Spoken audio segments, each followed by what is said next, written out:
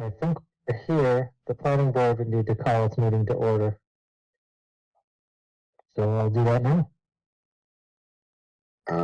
We do not have a quorum for the zoning board at this point, but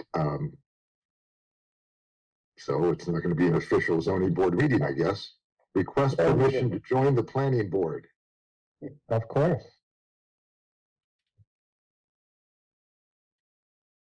I think Brian Spangler did say he was going to be joining. He said he's going to be joining. In Stop any me event, if you get a stop me if you get a quorum, and I'll let you call your meeting to order. sure. Okay, can I share screen? You should be able to. Mark. Okay, thank you.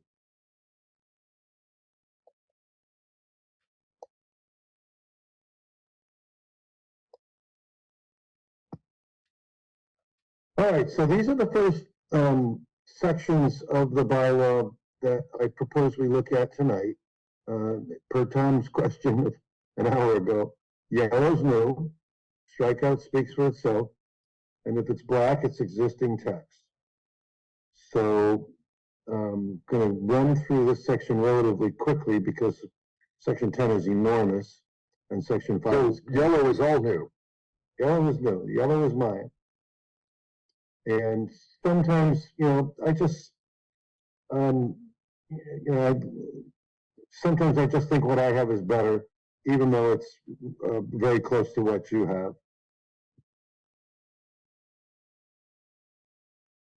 I do have one note when we get deeper into this section that I have on my items to discuss. So, okay.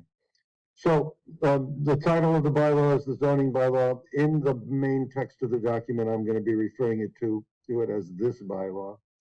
The purpose clause, I think, is pretty close to what you had before. The one thing I don't like to see up here is something about to promote the value of real property or to preserve the value of real property, because people will look at the purpose clause to see whether or not that's a protected interest, and you're giving away standing for free, or at least tempting somebody to think that. They have to become more careful these days with the purpose clause. To the extent that this creates a local interest, a locally protected interest, people can use it to claim standing. Authority is always referenced to the Home Rule Amendment and the statute. And then compliance required is yours already. I just adjusted a little bit on interpretation. And amendments, you had a lot of stuff on amendments, so I kept the initiation of amendments in the planning board. This stuff I struck out here is statutory. You can look at chapter 48, section 5, and it's already there. okay, that was where I was going to comment. That one is not the, is that the portion of the bylaw that states that we need to post a sign for, let me see. No. No, it's not. Okay, it's just the standing one. Okay. Are you sign? Are you sign peoples? Norton is sign peoples, yes. Yeah, Randolph is. Yeah, And we talked about it a few years back, and the idea of removing it went over like a lead balloon. So you're making hard on lawyers. I mean, how many lawyers are carrying a hammer in their car?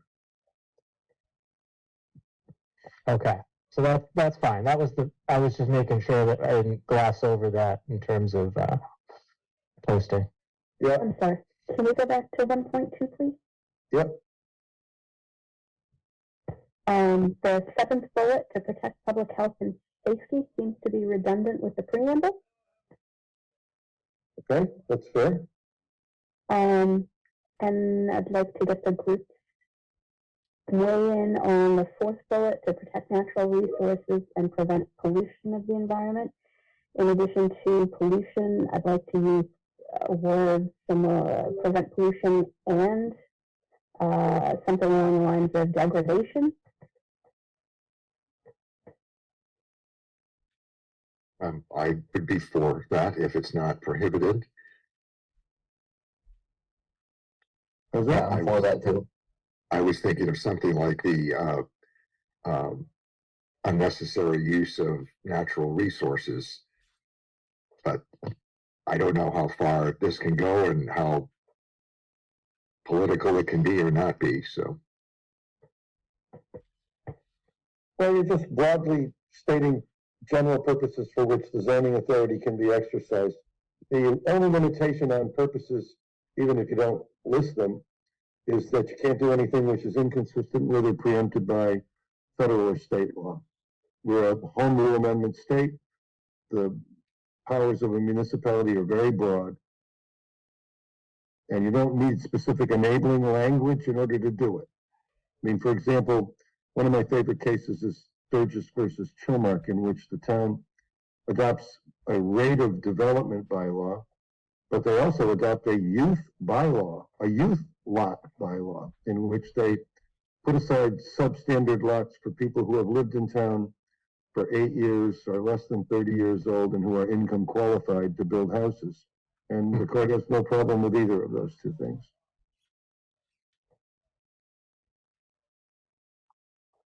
All right, so I view section 1 as more or less the handshake of the bylaw. It's just a way to get going. You state your basic premises up front, and everything in the after that is pretty straightforward. I think I included the district section here, just because it's always easy. I'm not changing very much of it. There's your existing Euclidean districts in 2.1. These are the overlays. They're not listed, so I just added them. The zoning map references are here. We have a couple of additional overlay districts.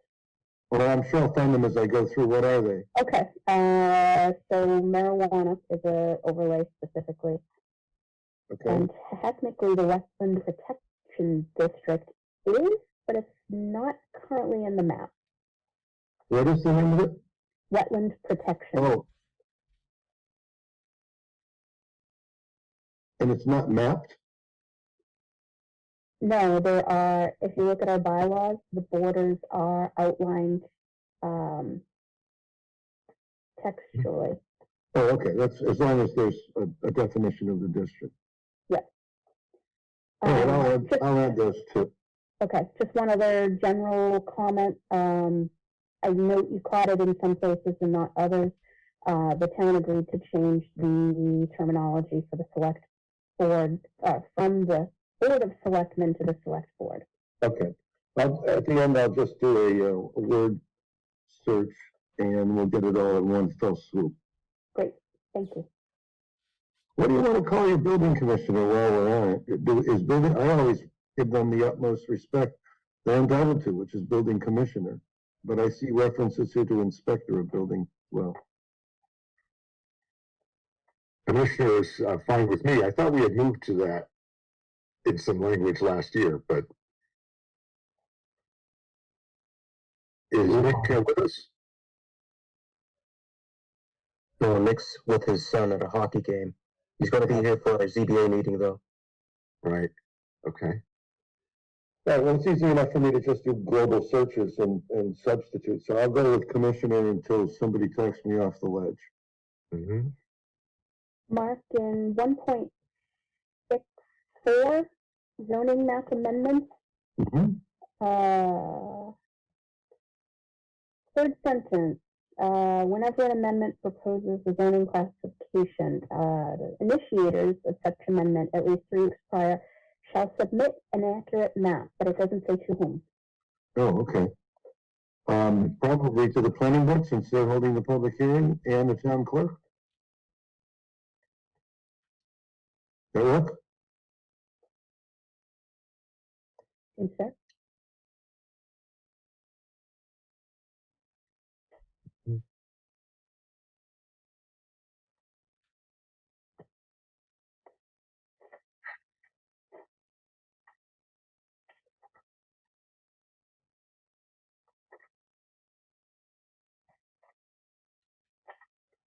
All right, let's have some fun. Ready to talk about nonconformities? I'm sorry. Sounds like a blast. I have one more thing. Go ahead. I missed it, I'm sorry. Under 2.0 district, at one point in your memo, you referenced, do we want to address how to treat properties that straddle more than one district? Is this where it would go, or Yeah. do you intend to address it No, somewhere else? No, it would go here. Okay, Usually it follows the determination of boundaries. So the standard rule for, and it would also apply to land that is in Norton and an adjacent community as well. The standard rule for a district splitting a piece of property is that, and you can do this by special permit. I think Drake, it's on fire. Hang on. The standard rule is that the rule of the less regulated district can be carried over X feet into the more regulated district. So imagine a commercial district next to a residence district.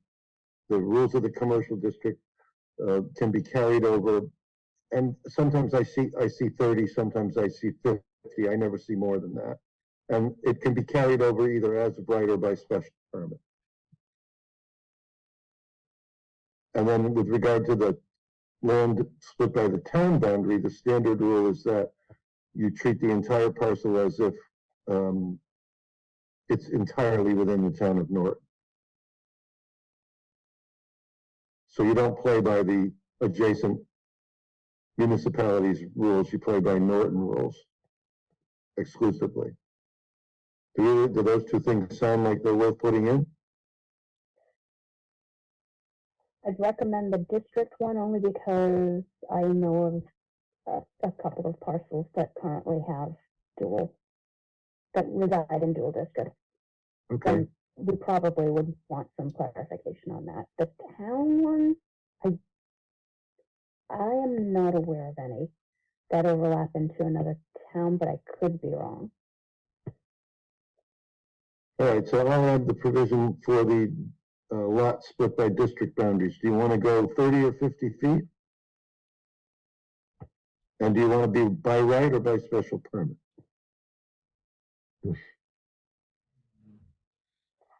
I would go with the lesser, but that's just me.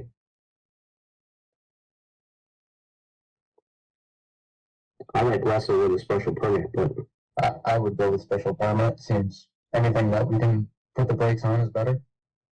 I think I would say special permit as well, simply because we have districts that don't necessarily make sense next to each other.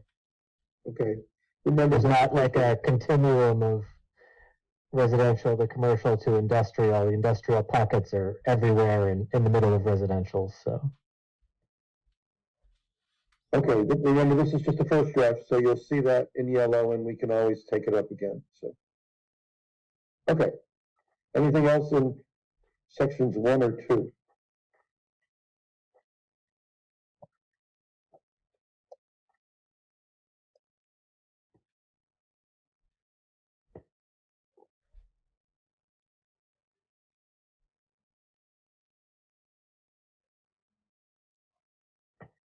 I think silence is assent.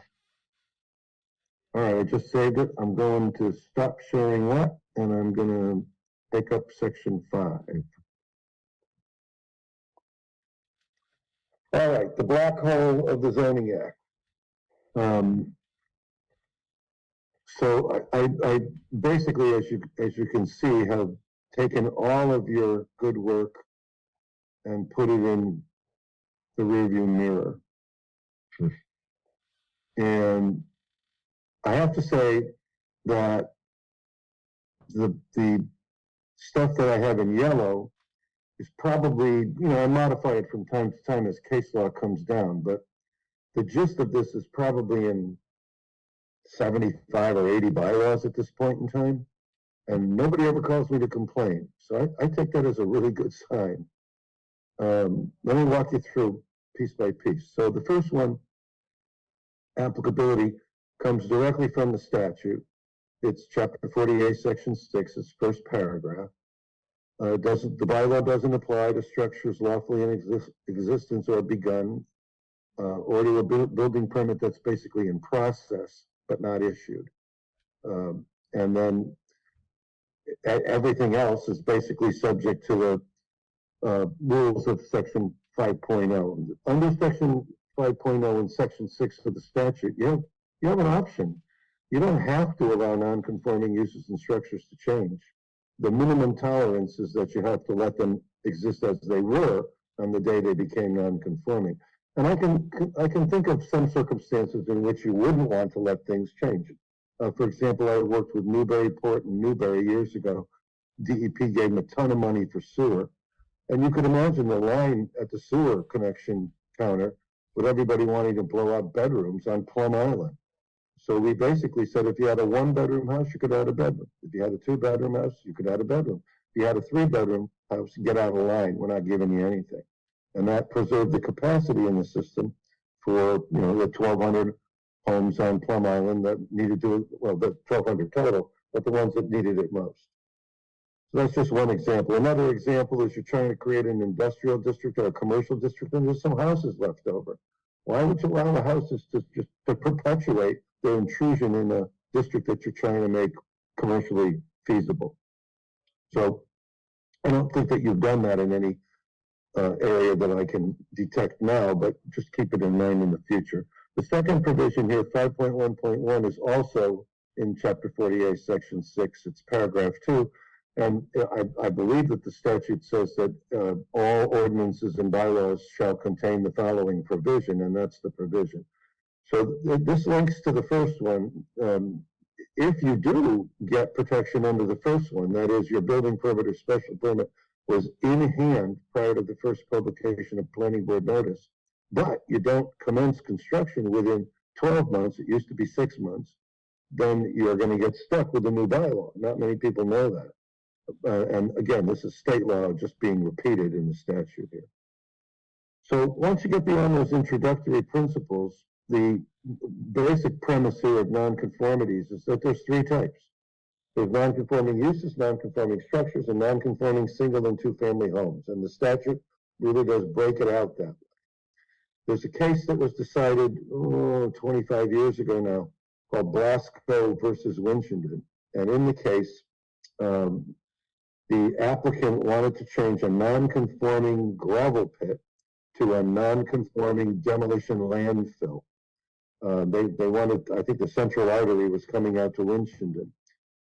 Some students I had at Boston College filed a lawsuit against the board, and they won on procedural grounds. They were afraid of a leachate, but they won on procedural grounds because they argued that the type of changing a gravel pit to a landfill, one non-conforming use to another non-conforming use, was not allowed specifically in the bylaw. And a special permit is for specific uses in specific districts.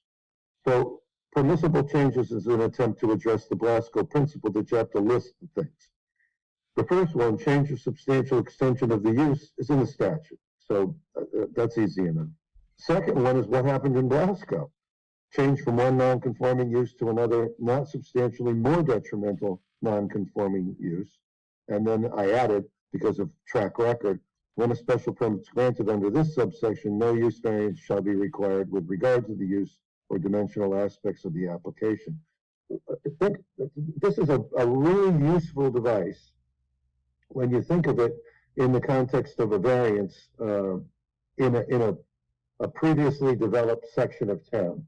So, for example, if the example I'm thinking of is at Norwood Hospital. Norwood Hospital is downtown Norwood.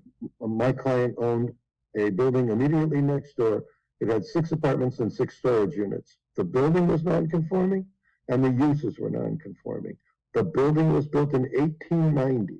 It was not going to be rewired. It was never going to be made secure. And in fact, it was a drug haven at the time he applied to convert it into 12 garden apartments for sale, which was not allowed either. That was a non-conforming use as well. So with that simple device, we were able to take a bad building, knock it down, and build a better building. And I don't get caught up in the necessarily in the politics of that. If it works, and it works.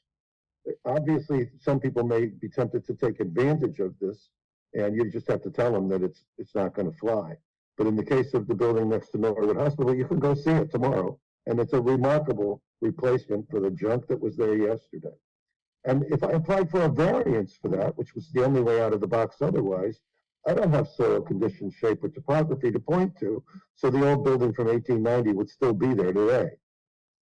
This is an option. Treat this as a sushi menu. If you don't want to do that, we strike it. If you do want to explore it at least through the first draft, let it ride for a while. There's some good examples of that I've, because this is in so many bylaws, I've actually seen it bear fruit, and it generally works really well. But it's a variance without the hardship test. Make no mistake about it. All right, so non-conforming structures. Second, Can I ask yeah, ask a question about that real quick? For under the permissible changes for number 2. Yep. If we change from one non-conforming use to another, can we maybe remove the word substantially from there? Not substantially more detrimental, but just not more detrimental at all? well, it's always that substantially is a word that differentiates minor detriment from weighty detriment, and everything probably has minor detriment in one way, shape, or form. I think what you want to do is you want to balance the proposed use as to whether or not there's just something minor and wrong. I mean, for example, it might have more traffic, but it might also pay more taxes. So any detriment is not the standard I would use. And I believe that the statute also says substantially more detrimental. Okay. The same principle applies to non-conforming structures, but the easy part here is that both reconstructed, extended, and structurally changed or altered to provide for a substantially different purpose. Those are both in the statute. They're both in Chapter 48, Section 6.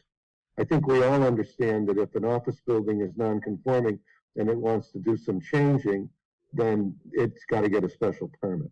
But not many people know, and there's only one or two cases, and there's only one appellate level case on number 2. It was a case from Cambridge where a gentleman changed a non-conforming garage to a non-conforming office in a single-family home. And it was for a substantially different purpose, and it did require a special permit by statute.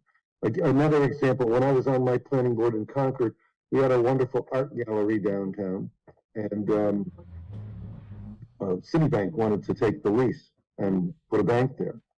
The bank was not allowed, so we were altering a non-conforming structure to provide for a substantially different use. And when Citibank learned they needed a special permit, they gladly disappeared because they didn't want to go through the political pain of putting the 5th bank in downtown Concord. And that in Concord, that's a good result. All right, so the variance provision here. Could I ask one other question real quick before we get there? Yeah. Would this non-conforming section, does it allow for architectural salvage? Like occasionally a house gets moved to be preserved? Yeah, if the house is being moved onto a conforming lot, area and frontage, then there wouldn't be any difference between moving the house onto the lot or constructing a new house on the lot. If the house is being moved onto a deficient lot, and many like Andover, for example, has a historic preservation bylaw because so many of their old houses were being knocked down. They said, "Hey, don't knock it down. Come to us, ask for a special permit, and you can put it on a deficient lot in the sense that it's not area compliant or frontage compliant. And if you get the special permit, you can pick the house up, put it on a flatbed, and move it over there." I actually represented a guy who did that, and when they took it on the crane to lift it off the flatbed, the floor fell out, and they accused him of demolishing the building. It was like the elephant in the room at the hearing. He did it on purpose. No, he didn't do it on purpose. He didn't do a structural assessment, and it just worked out that way to his dismay. But I think it's a good rule. I like the Andover provision. It would have saved the house. And it was better than knocking it down. If anybody else agrees to it, I wouldn't mind including something like that in ours. You want to see what Andover does? I'd like to look into it. Next time I send out an email to Brian, I'll include the Andover bylaw. I recodified Andover maybe 20 years ago now. And I thought it was a good historic preservation tool. Cool, thank you. You know, just bank it if we don't get anywhere with it. Right, the next provision, 5.4, is a codification of the holding by the Supreme Judicial Court in a case called Rockwood versus Snow Inn Court. And it stands for the proposition that if I've got a nonconforming structure and I'm going to add a new nonconformity or exacerbate an existing nonconformity, I need variance, not a special permit. So in the previous one, when we talked about reconstruction, extension, or structurally changing a nonconforming structure, even if it complies with the bylaw, you still need a special permit. But in 5.4, when it doesn't comply with the bylaw, because it creates a new nonconformity or exacerbates an existing nonconformity, it requires a variance. And that's straight from the SJC. The only caveat that I know of is that there's no case that says whether you extend an exterior wall at or along the same non-conforming distance within a required yard. You can well imagine half the people would say that's not a new nonconformity because it was already 10 feet in a 15-foot requirement, but you just moved the wall another 8 feet at the same distance, and half the people would say it's non-conforming as to the 8 feet you moved it. And so here you get to pick whether or not you want to also require a variance for that or let them get by with just a special permit. And I think my default position here was variance, but you should read that last variance just above 5.5 with a slash special permit and pick.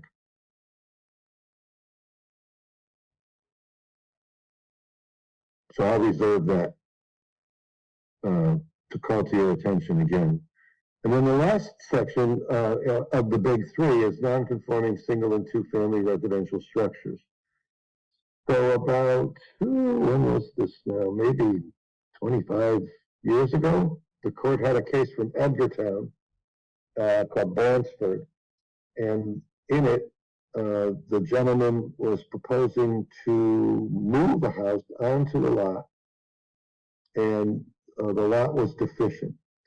The SJC had to interpret the statute, which says that the first, it's really like a two-part test. The first is, does it increase the non-conforming nature of the structure? I mean, that's really ethereal language for the legislature, isn't it? What the hell does that mean? The non-conforming nature of the structure. Those are the legislative words in Section 6. So Justice Cordy, who I taught with, thought it meant you identify why it's non-conforming specifically, and if it didn't get any worse, well, it's good to go. It didn't increase the non-conforming nature. Justice Graney, who was a municipal official in a prior life, interpreted it differently. His test was, let's squint at it, and if it looks like it's bigger, then we need to put it into a special permit instead of just letting it get by. So I actually knew the two justices well enough, and I cornered them at some Mass Municipal Lawyers Association meeting, the old City Solicitor Town Council Association. And I said, what if I put 1, 2, and 3 to take the mystery out, right? These are carve-outs. These are situations in which I don't have to squint, I don't have to isolate the nonconformity. I know that if I alter a structure located on a lot that's not big enough, but the alteration complies front, rear, side, and height with the setbacks and the height requirement, you're going to get a building permit anyway. So we're just going to say a building permit may be issued. Insufficient frontage. The frontage is sufficient. The proposed alteration complies front, rear, side, and height. Give them a building permit. No public hearing, just give them a building permit. And the encroachment alteration to the structure, which is located in one yard, but the proposed addition is in the other yard, complies front, rear, side, and height. give them a building permit. And the other caveat here is this one. You can't increase the GFA of the structure by more than 100%, a second floor in a ranch. So if you can meet the 100% rule and either 1, 2, or 3, you go for a building permit. You are going to get a building permit at the end of the day in these situations anyway. I'll bet if you look at all of the ZBA cases in history and it met 100% and well, I don't know, you may have a size limitation in your variant. Like I know, for example, Sharon said you couldn't increase the size of the structure by more than 30 or 35% at one point. But Ours is 25, correct? yeah, right. And you know, I want you to rethink that because you know, I've seen plenty of buildings double in size that were a beautiful addition to the neighborhood. And if a family is growing and you're going to hold them to 25%, as long as it works, what's the point of sticking with a formula? I've always rejected that formulaic approach because it eliminates too many good ideas, and it doesn't sneak the bad ones through. You still can say no. So I think we always thought that was too low a limit. yeah. So if none of these things apply, then the building inspector can refer it over to the special permit granting authority, and obviously substantially more detrimental test comes in at that point in time. So if it doesn't meet 1, 2, or 3 and the 100% rule, it's not a no, it's just a special permit application at that point. It might end up a no. And I put in the 100% because the second case after Bransford was the Norwell case in which the house met the test, 1, 2, and 3, but it quintupled the size of the house. And I said at some point, you got to have a hearing. So arbitrarily, I picked 100%. So that's the general approach. And, you know, here's the deal. 75% of the people in Norton are never going to have anything to do with this bylaw except in this section, right here. This is it. This is where the rubber meets the road for the vast majority of people in town. I live in Concord. We are one of the champions of tear down and reconstruction. If it's not a total tear down, it often leaves, you know, only one wall or 2 walls standing.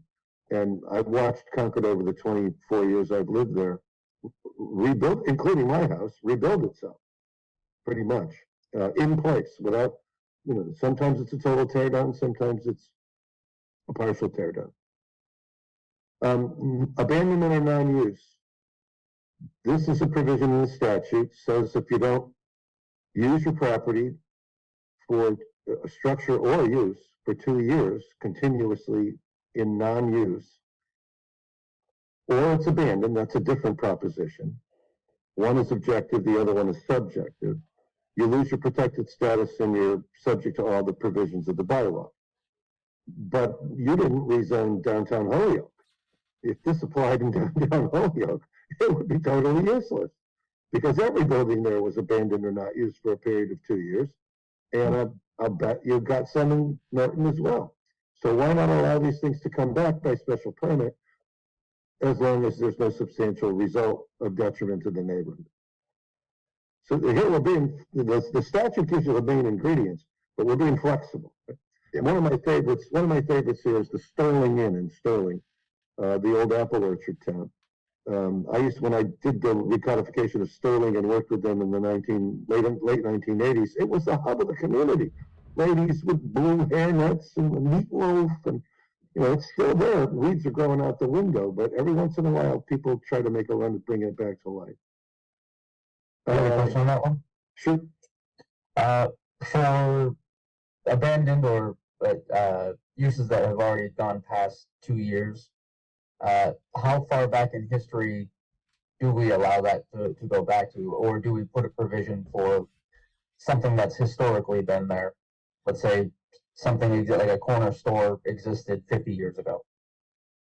Well, I think I'm okay if you want to put more objective criteria for eligibility, but I'm still hoping that the Sterling Inn comes back. They had a kitchen fire 25 years ago, and the building's still there.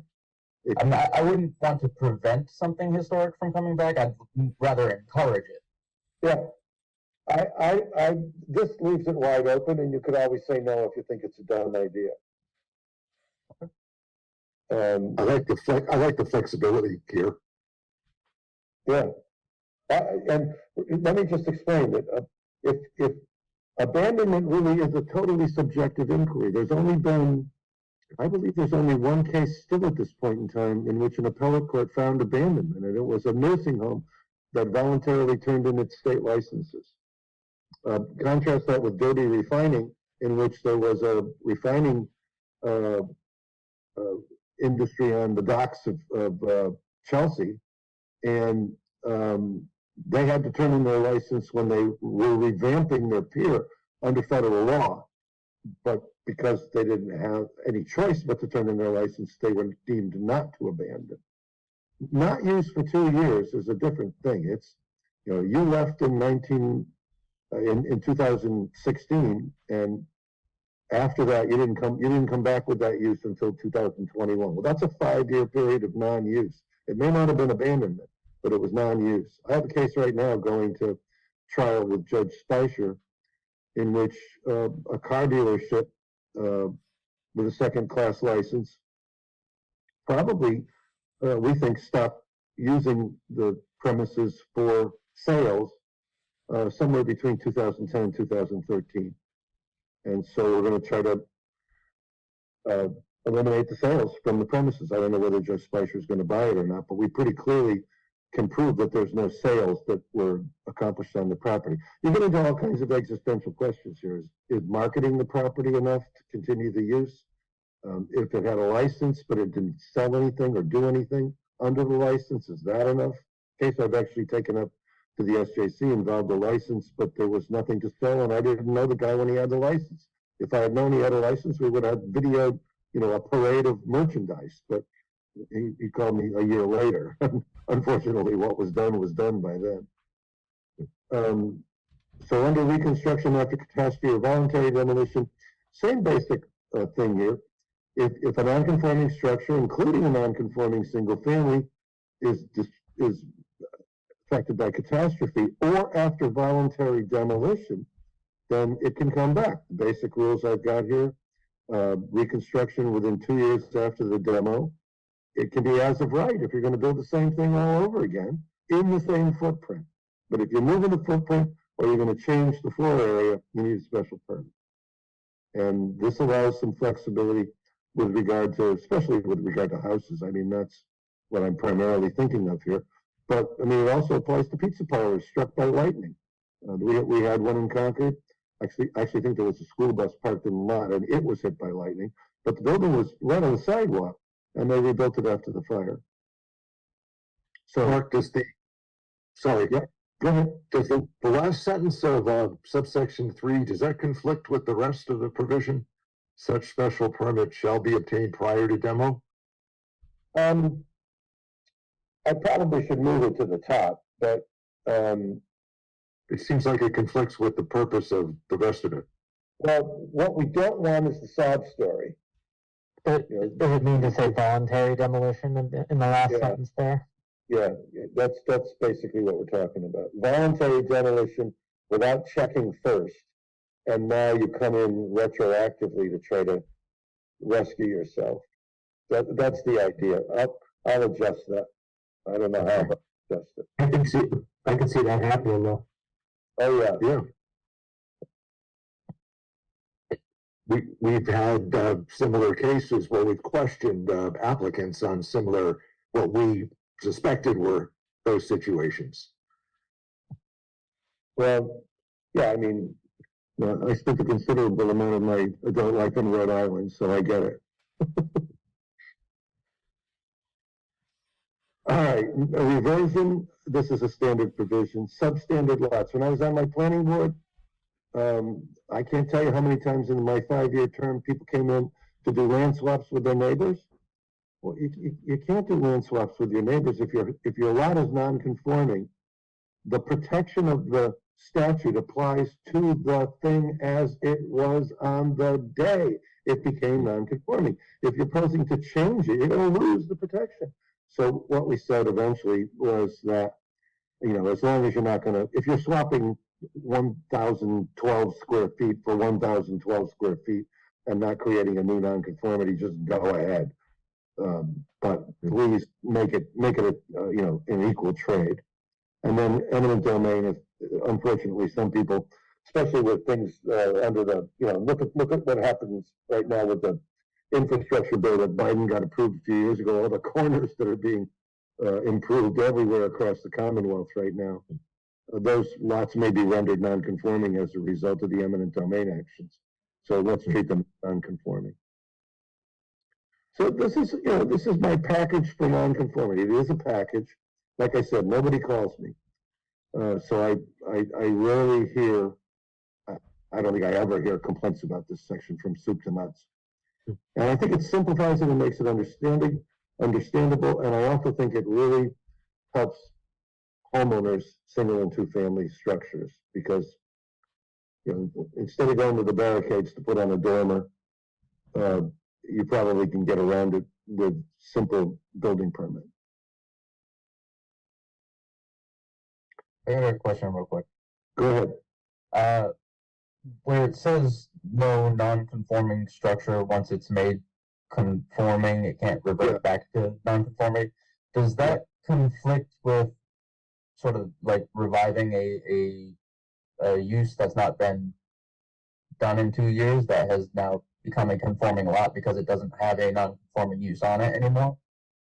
The lot wouldn't be affected by the presence of a non-conforming use. If the lot is a legal lot, then the non-conforming context is simply with regard to the use. But This even says no use, use. So if there was a store there 5 years ago, yeah, that's now non-conforming. It's just a home or like a top of the shop thing, the closed storefront. So now under 5.8, that can't return back to a store because it's now a conforming use. It's not non-conforming. yeah, and it couldn't return without a use variance, and it would have to be in a municipality that allowed use variances, which are you can have them prohibited by statute. Do we need to add into that like unless it's given a permit specifically? Well, like I don't want to encourage it. And there is a section coming up in section 10 that talks about use variances. I just on that note, I'm sort of a fan of use variances, but I think that the statute is really inflexible. Well, let me save that for section 10, so we all are talking the same language. Anything else on section 5? I just think it's important we get Nick's weigh in on this. I'm sorry? Building commissioner. Yeah. Yes. Well, I'm happy to talk to him on the phone, and see if he's got any suggestions. So maybe Brian can ask him when he's available for me, and we can set something up. I've got a 3-day trial coming up in a week, so I'm frantic. But after that, it will be easy to do. I'm too old for trials. Yeah. All right, I'm going on to section 10. Okay. Here we go. All right, lots to chew on here. This is everybody's job description. So I did not change the initial stuff that you see here, but you can see administration by inspector of buildings, building commissioner. Looks like you had a momentary freeze. Let's just call him a building commissioner. Mm-hmm. This is what you have already. The structural threshold for a building permit is 200 square feet now under the state building code. So I just changed that. And it doesn't have anything to do with 8 feet in height. It's 200 square feet. So any shed that's 200 square feet needs a building permit at this point. This is all stuff that's in your existing bylaw.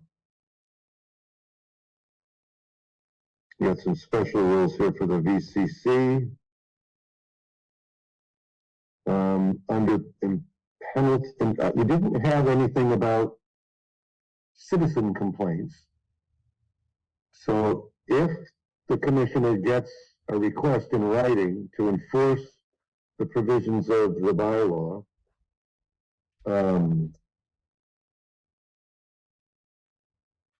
then he is by statute required to respond within 14 days. And he can either say, okay, you're right, I'm going to enforce, or I'm not going to enforce, and he'll basically give reasons as to why not. That letter back from the building inspector is the ticket to appeal to the zoning board of appeals. So it's the 14 days is more wishful thinking than it is an absolute requirement. I always wait when I'm representing somebody who does this for the building inspector to respond, even if he's taking 30 days. But I'll generally send the building inspector a letter or a phone call after 30 days saying, what's up? I mean, I'm waiting for you. I can't do anything without your response. And if I don't hear back from the building inspector at that point in time, I file a complaint in the nature of mandamus to compel him to respond to my letter.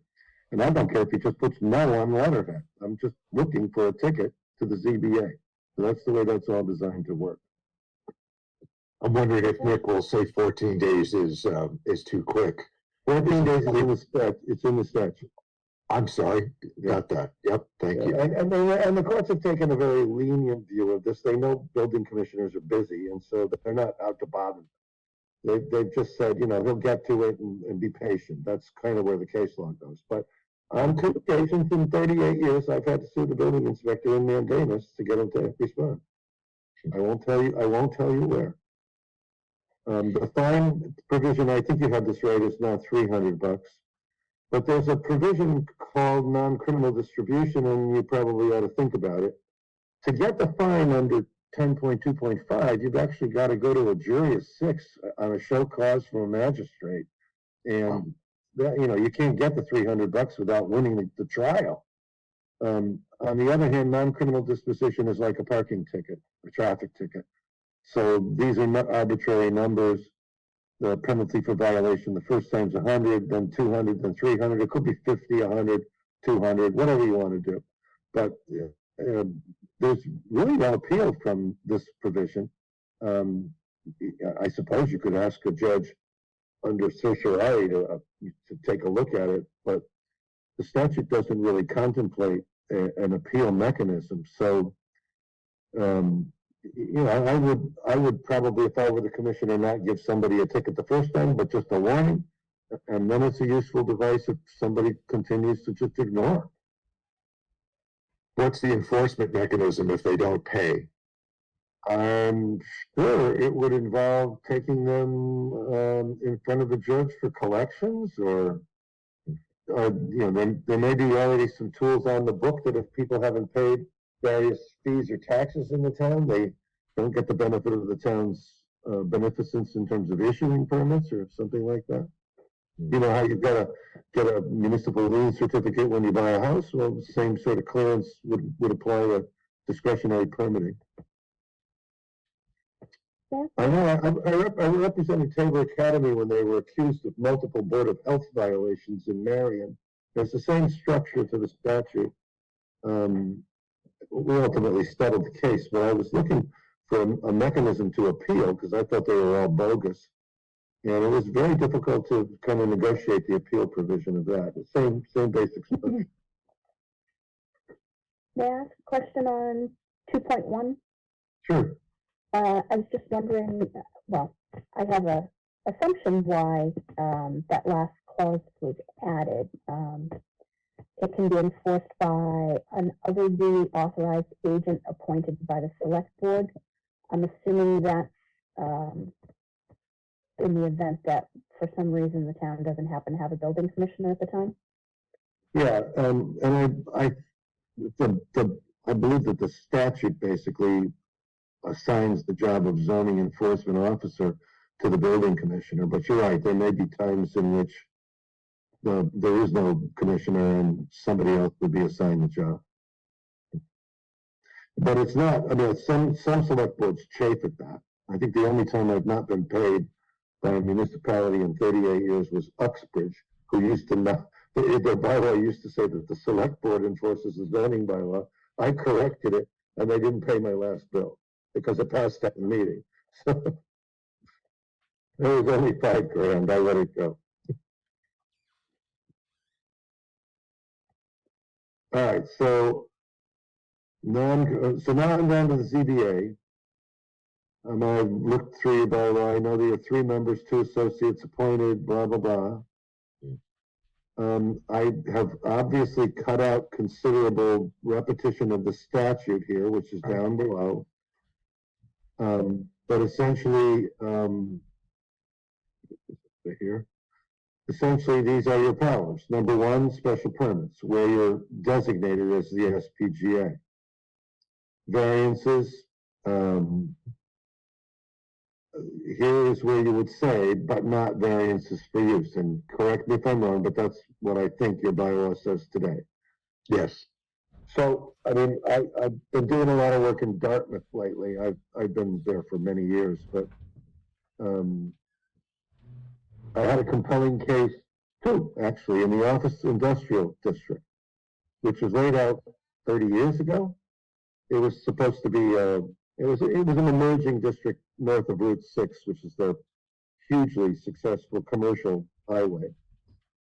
And long story short, it limited food in the Office Industrial District to sit-down restaurants.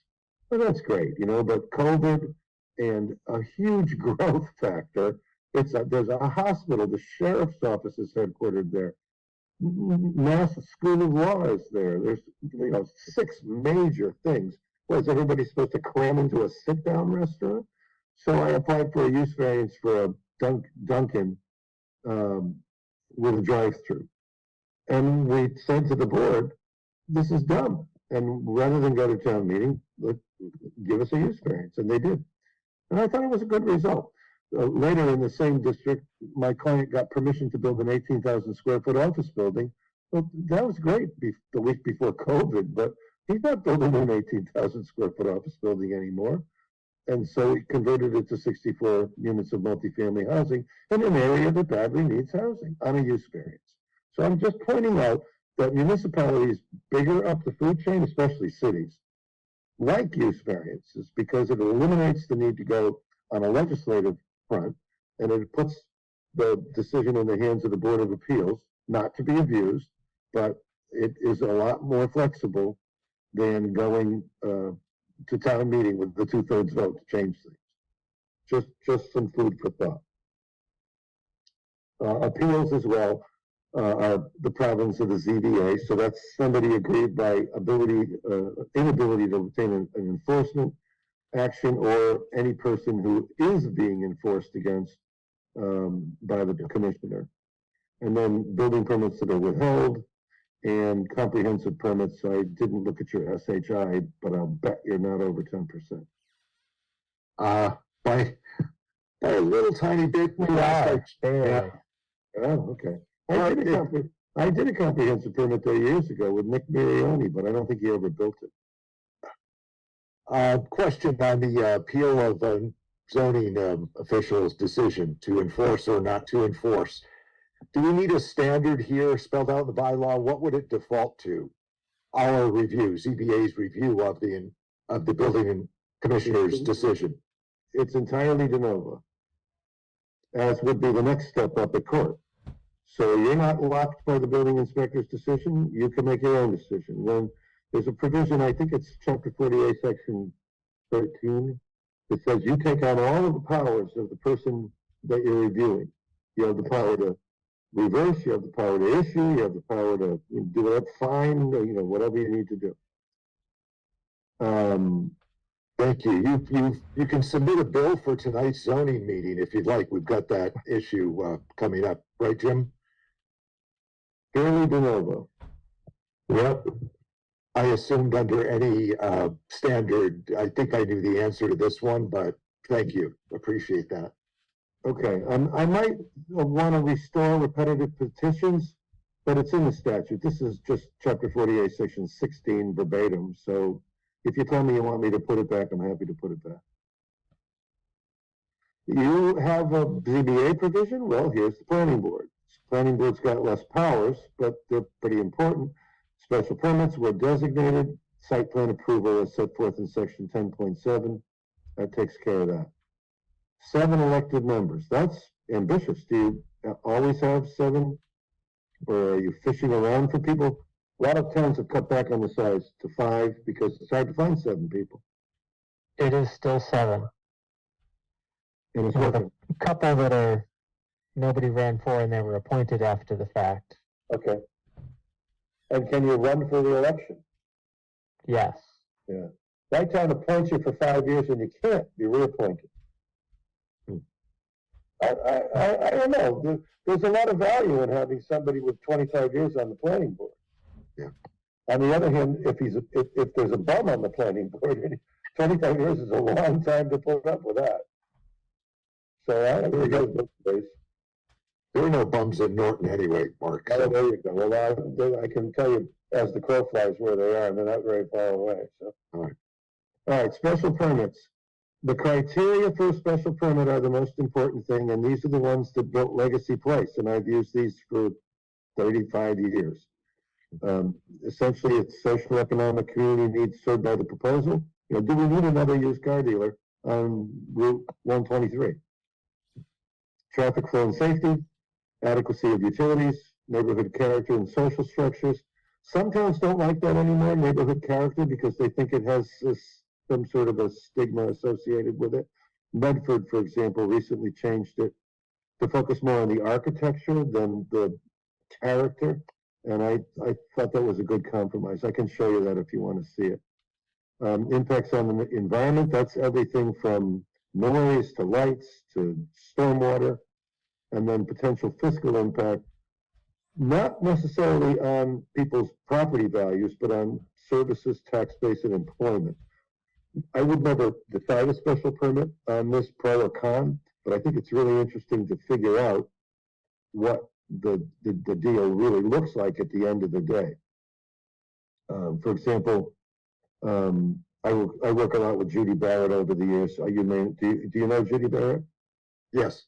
Yeah, she's a planner from Duxbury, and she can do these fiscal impact assessments and tell you exactly what you're going to get, because she not only identifies the taxes, which the developer is always happy to crow about, she identifies the costs.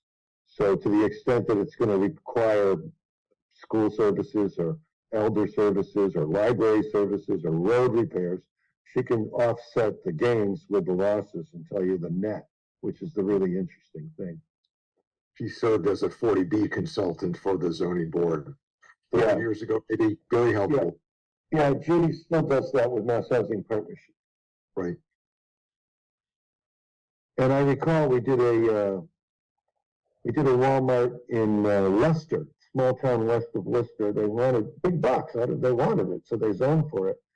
And we asked Walmart what was going to be the result, and they proudly told us, you know, I don't remember the number, $175,000, $200,000 in gross tax revenue every year. And then Judy found out that the same size building in the town nearby generated 800 police calls a year. So we got to subtract that out. And then I've just got some suggested conditions here. By no means exclusive or limited.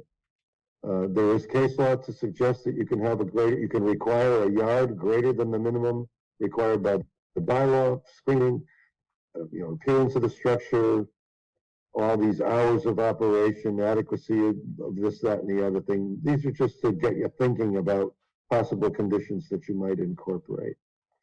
Here's a referral provision, sends it off to the other boards for their review. The plans are going to be the site plan model that is in the next section. So the same plan would be submitted for a special permit as for a site plan. I would imagine in many cases it needs both. And then these are provisions. This provision on lapse is also contained in the statute, and it says that you have to put this into your bylaw. Mark, So- are the powers for the planning board? Yeah. Does an A&R qualify as site plan approval? No, Number two? that's a subdivision power. That's 81P of the subdivision control law. So we So I- haven't got to it yet? Is that what you're saying, or should we incorporate it here in some? No, I wouldn't mix in powers from another statute with powers that you have under zoning. The ANR is purely a subdivision device. Has nothing to do with zoning. There's a good case from Franklin that illustrates the difference. The approval of a subdivision plan renders the lots marketable. Approval of a zoning permit renders the lots buildable.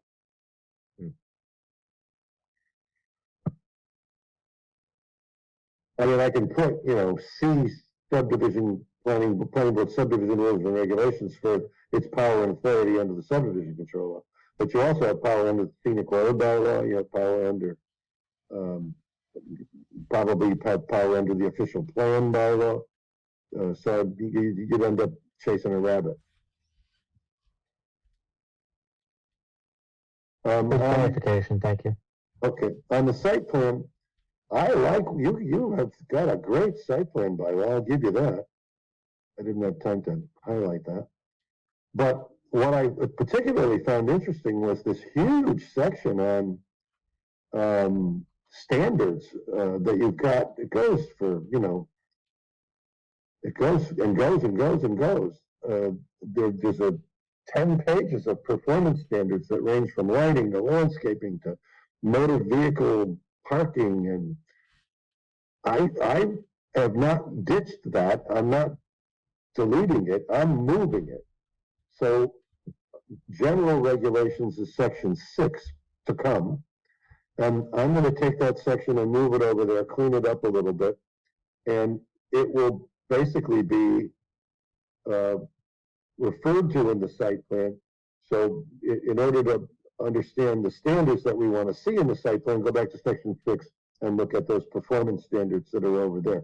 This is a job description, and it's, contents and things like that of the site plan. It shouldn't be the actual standards themselves. You don't put the parking bylaw in the site plan bylaw. You don't put the sign bylaw in the site plan bylaw. But I was amazed to see and glad to see that you had put a lot of thought into the more extraneous issues that you see, like lighting, noise, landscaping. You had good rules for that stuff. I'm not changing it, I'm just moving it. So that makes this strictly a procedural bylaw at this point in time. It states the applicability standards, which I didn't change. So you've got 7 situations in which all of this applies. I saw that you had a little run-in with Judge Foster on large-scale ground-mounted solar installations in the past year. Still going. Still is the case. Did you take it to him? It's still going. Yeah, it's yeah. I mean, we just finished the remand decision for a full Oh, The condition. second one. Okay.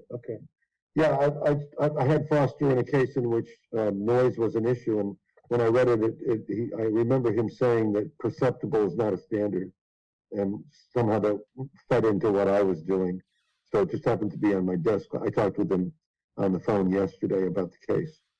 Yeah. About, I would say you mentioned noise. I don't think Norton has a noise provision in the bylaw. If okay. you have a stock one to pull from your library, I think that's Yeah. something that we would be interested in considering. I fall back on the state noise policy, which is 310 CMR 7.10. It says that any source of sound that increases the decibel level by more than 10 dBA above Yes. ambient, blah, blah, blah. That's If there's any that you have in stock that allow for stricter regulations if necessary, that might be something just to review as we go through this. yeah. Not today, just when we get to, yeah. Okay. If you want to shop, Spicer ruled against me in the Lakeville project when we found that the nighttime maximum increase was 6 dBA. He said, well, that's grounds for standing. I said, oh, really? All right, so this is all procedural stuff. But one thing, the one thing I added here, importantly, is, you know, the appeal provision. What did it say before? I must not have. What did it say before there?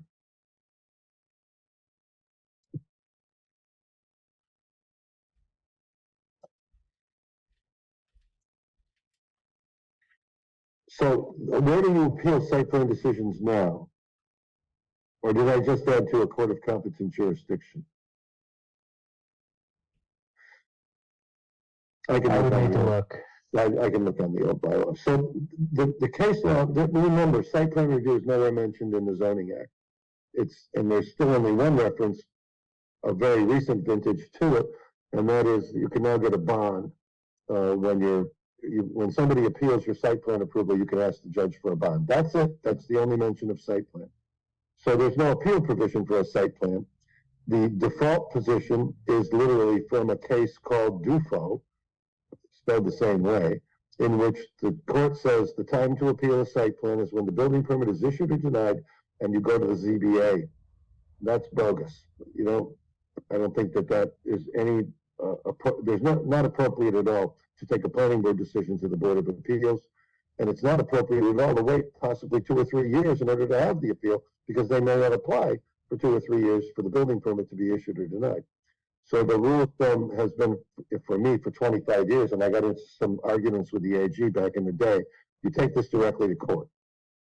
And now there's a bunch of cases from towns that I've worked in that say, no problem, you can take it directly to court.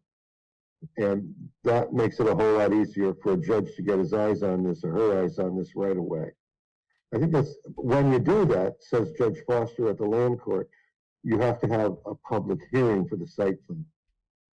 So you can't just say it's submitted and, if we don't do anything in 65 days, it's automatically approved. You have to open a public hearing in order to have the immediate appeal to court. Hand in hand, it goes hand in glove. So I changed this to say that we're going to basically follow the procedures for special permits, not a supermajority vote, a simple majority vote still, but we're just going to advertise it, and you're going to advertise it to the following people in the following places, and basically you have 90 days from the close of the public hearing, like a special permit, to make your decision. Nobody ever takes 90 days. I wouldn't expect you would take it either, but that's what the statute says for special permits, and why not just continue the model?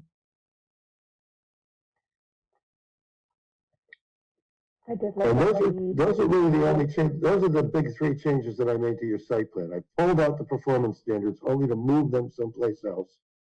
I added this reference to a court of competent jurisdiction, and most importantly, because of that, I added the public hearing requirement. the only change from our existing bylaw under appeals was you added competent. Otherwise, Okay. it read as Okay. Now, I've added or suggested you add site plan review for Dover amendment uses, which would be in the use table that I've already created, and I will send to Brian tomorrow. B1 is churches, B2 is educational facilities, and B3 is childcare centers.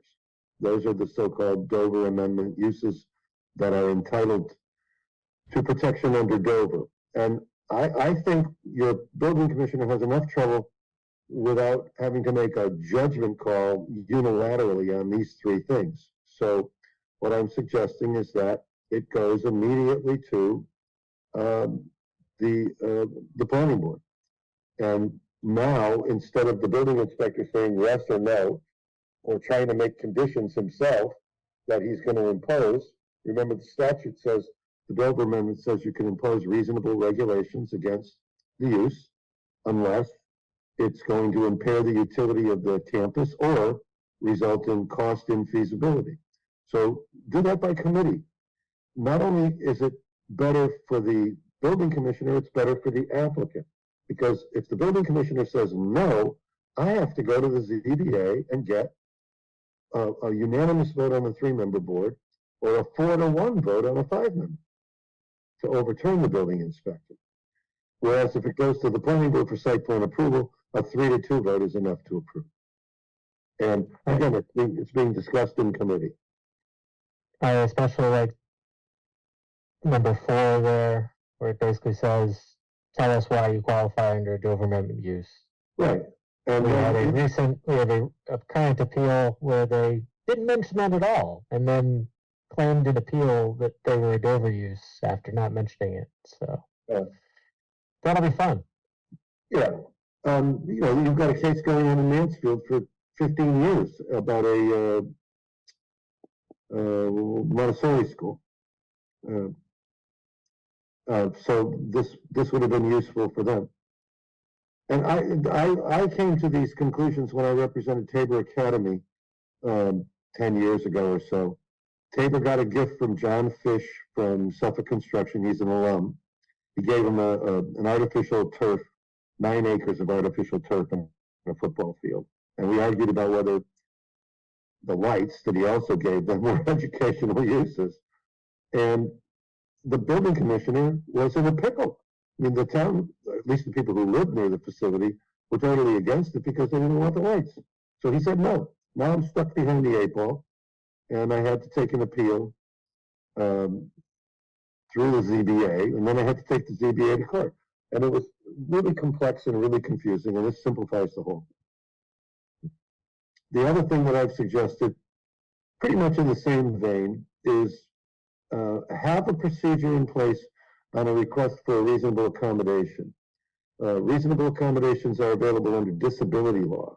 So typically what you're seeing here is somebody in a sober house or a recovery facility for drug and alcohol abusers who are now in recovery. It's, you know, you can't still be using in order to qualify.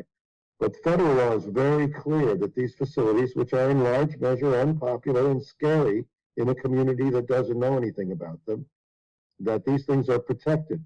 And if you blow it, meaning from minute 1, you are subject to civil rights violations, damages, and censure by the court. So again, you don't want the building commissioner doing this without supervision. Right now, I'm putting a detox facility somewhere south of you, and I won't mention where. When the ZBA chair found out about it, his first reaction was completely discriminatory. He actually emailed somebody a discriminatory email saying, I won't repeat it. So that's what you're trying to stop. You don't want that to happen. When you get an application for this, the first and only call you make is to your lawyer. And you tell your lawyer, we got an application. You stand aside, let the lawyer come in, run the show from that point on. You're going to run through your MIAA insurance in federal district court in 5 minutes with the judge magistrate. And every time I've been to federal district court on something like this, it's hundreds of thousands of dollars of payments from your insurance company. So this begs for caution. And it's not complicated. You just basically are going to look to see whether or not the person is entitled to an accommodation. The test for an accommodation is here. The AG is actually making me change this recently. She found a better test in a different case. I copied that out of the case. She found a different case she wants me to change. So it'll be slightly different. I just got the letter like 2 days ago. But Just for the sake of clarity, spell out FHA and ADA in at least one instance, please. yeah, I think I did that in the first paragraph, didn't I? No. I didn't. Oh, okay. No, I thought I did. I will go back and do that. No problem. Thank you. I got a question also. Yep. The Dover Amendment uses that are taking place on somebody's private residence, Yeah. are we supposed to be performing site plan reviews on somebody with a shrine in their yard? Or like a couple kid daycare? I'm not sure how far or how invasive we need to be on a homeowner. Also, I've had discussions about this with the Attorney General's office. And, you know, when I wrote it, well, first of all, the Dover Amendment stuff, I'm sorry, the accommodation stuff came from a seminar Margaret Hurley held maybe 10 years ago out in Worcester, and she said everybody should have this A bylaw. She didn't have one to show people because there weren't none at the time. But I've subsequently drafted this, and it's probably in about 20 towns now. On the The Dover Amendment also prohibits discrimination on the basis of disability. It's chapter 48, section 3.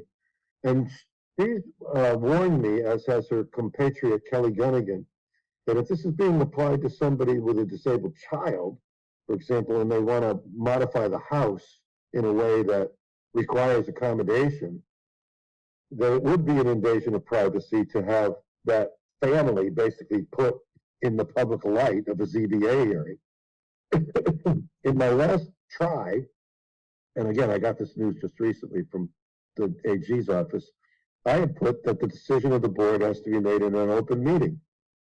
I think it's right here. If I may, again, I think it comes down to I guess, the scale and the location of it.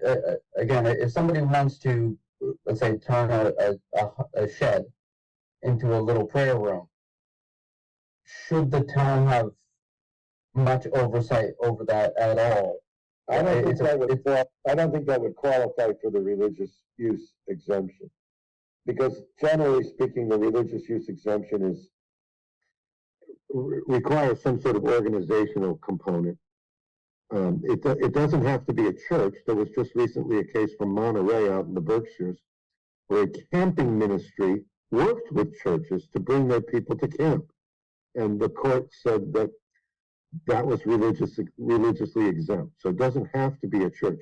But somebody putting a shrine of Virgin Mary in the yard or converting a shed into something, I don't think necessarily would qualify for the Dover Amendment relief.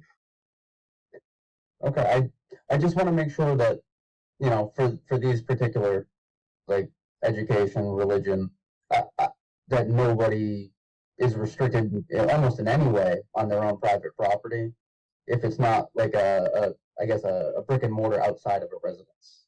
No, I think that's protected by the First Amendment, and I can't imagine that anybody would interfere, unless, you know, except at the extreme edges of quasi-religious activities. And I'm thinking of Salem, that kind of thing. Okay. No, that's a scary thought.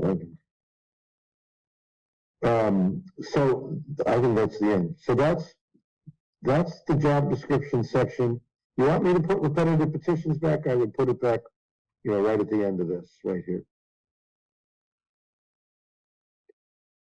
Anybody have any thoughts on that? I don't think we need to exclude repetitive petitions. I suppose if somebody wants to go through all the things they have to do to bring it up at a town meeting or something again, so be it. If they want to try to bring up a special permit again, they can try. I don't see why we should forbid it from being tried again.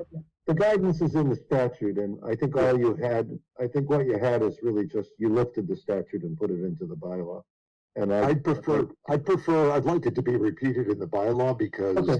Yep. we've talked about it a few times in a couple of cases. It's been very close. And if it's there, it's there for somebody to see more easily than, yeah. Okay, That's all. It also has the provision in it, I think, about requesting to withdraw without prejudice after the opening of the public hearing. So that's fine.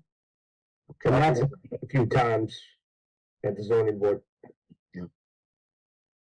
Yeah. All right, so what I've done for the next meeting is I have created a new use table. I think there was a lot of run-on in your commercial uses without breaking it into category. So I've broken it into office, food and restaurant, motor vehicle related, and you'll see a finer gradation in the table.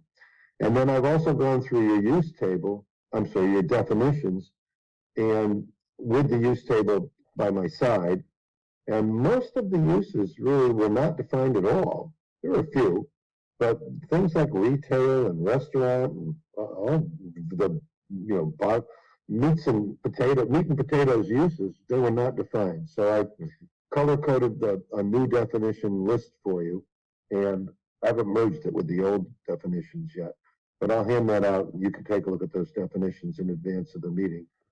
And we'll go from Thank you.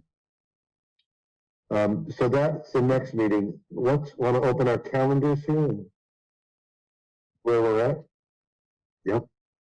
Could I add something to that real quick? Sure. One of the things that I am interested in is adding more uses to our uses table. I've written up a few uses that we should add, I think, and some definitions to go along with them. So Great. I'll send them your way. That's good. Yeah, I thought as it goes, yours, was pretty good. I mean, I think I added a suggestion for self-storage, mini storage. I can't remember off the top of my head the other ones because it's all on the computer, but that was one that jumped out. But you did have, the things that are really important to have right now, like logistical or warehouse facilities, R&D. Mhm. That's where the world is going.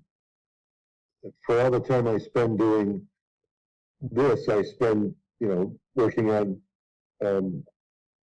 450,000 square foot warehouses at a clover leaf on some highway somewhere. So, I also wrote up a table for agricultural uses that yeah, breaks down. you really had an onslaught of agricultural uses in the table. I'll give you that. Yeah, I kind of broke it down in a different way that it goes by the different animals you're allowed to have under Massachusetts law. Anything from small animals like in a tank, like a rodent, all the way up to bison. Do you have Board of Health regulations for animals? Yes, You do. I believe so. I'll check. I mean, a lot of that stuff can probably be covered, but you're right. I mean, I read a case from the town of Oxford last year in which they were raising, what were they called? It's I a think you lizard. mentioned this one last time. Yeah, It's I a remember. lizard. Yeah.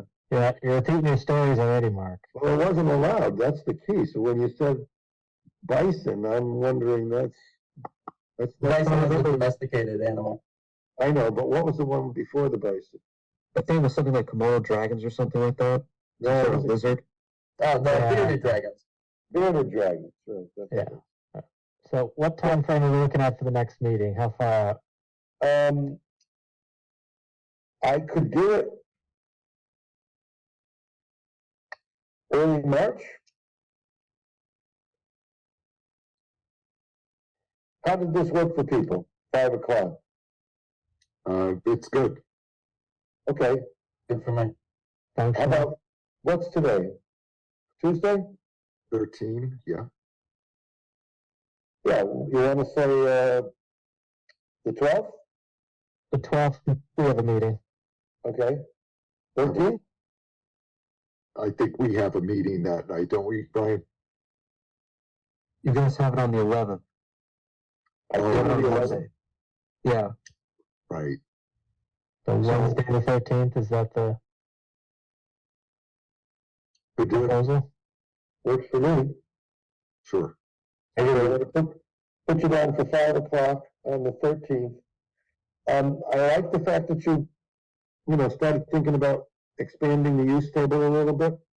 So I'm gonna ask everybody to, this is a once in 15-year chance. Think about what's happened over the last 15 years in terms of the changes in the way we live our lives daily, and whether or not those changes are adequately reflected in your use table. So here's the chance to make a case that we should add this, that, or the other thing, and what we should do in each district with regard to that thing.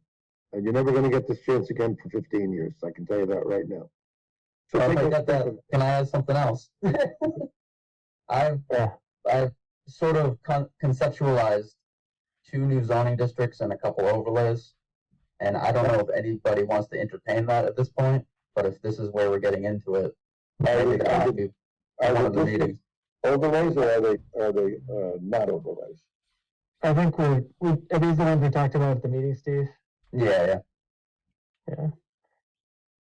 I think let's make sure we're clear on the mechanism for adding new overlays, so we do it the right way. Sure. What And did you have then, in mind? Subject matter. As far as the concepts, one of them is a Concepts for district. higher density. Yeah, higher density one, and then one that's for preservation of the environment a little bit. Are you MBTA? We Yeah. we have to make it.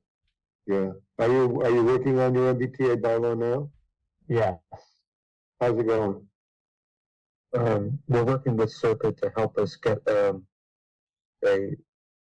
writer, a writer for the bylaw since we don't have a planner.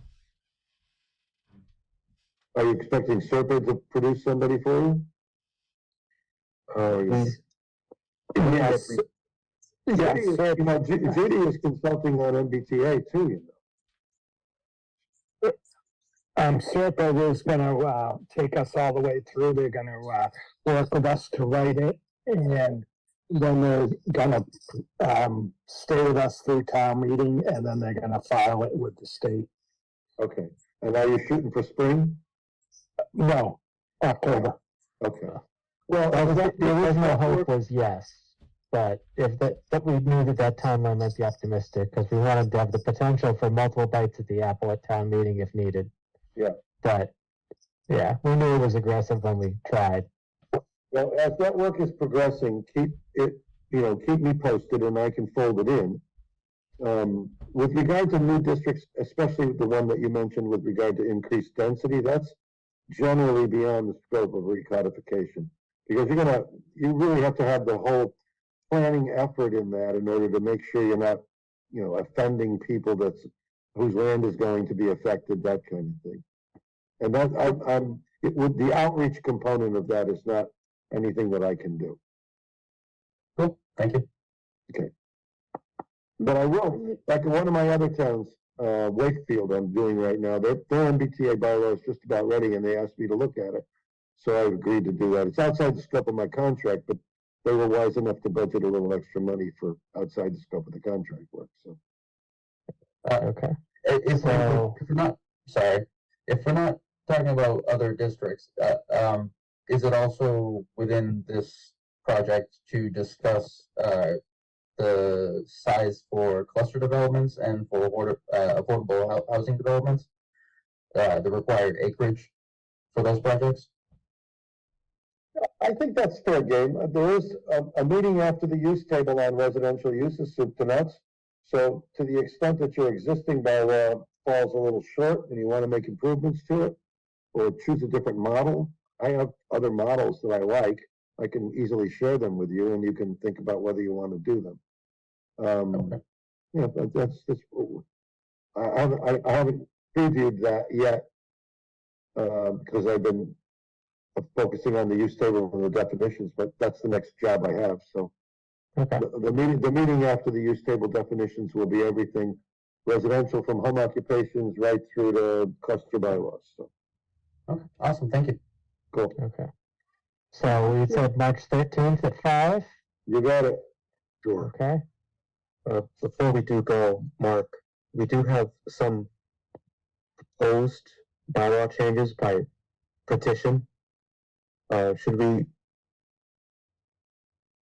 do you want me to give you that information to know what, the petition might potentially look like? Are they going to town meeting in the spring? Yeah, these are citizen petitions? Correct. I mean, I'm assuming that you're having your town council look at them to make sure that they're okay as to form and substance. Yes, they are.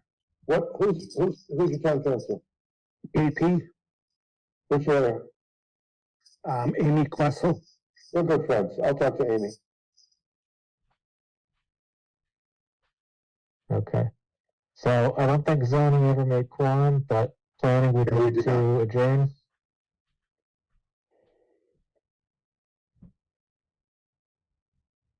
Motion to adjourn. Seconded. Okay. We have motion and a second. Any further discussion? Hearing none. Laura? Yes. Steve? Yes. Eric? Yes. And I will vote yes. Thanks, everybody. Thank you very much. Thanks, that's great. All right, I'm looking forward to the next one. Here we go. Brian, I'll send you the use table and the definitions within the next 48 hours. Okay, Mark, thank you. Thank you, bye-bye.